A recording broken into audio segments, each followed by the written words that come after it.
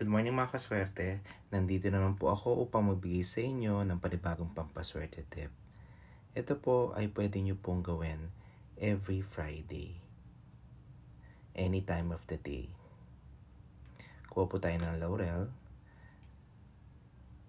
green na pentel pen na panulat, at susulat po natin ang word na abundance.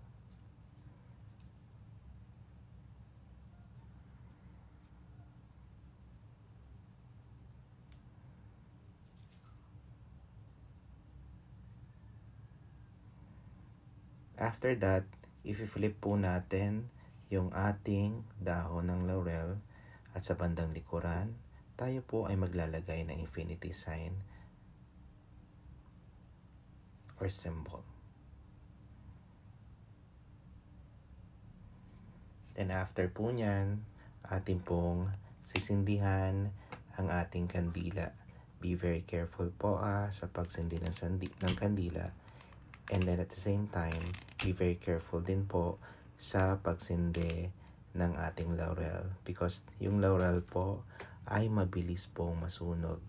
Much better kung meron po kayong hawakan na pwede po ipanghawak sa ating laurel. So, we're going to burn it. While burning it, imagine na natin yung abundance na nangyayari sa buhay natin.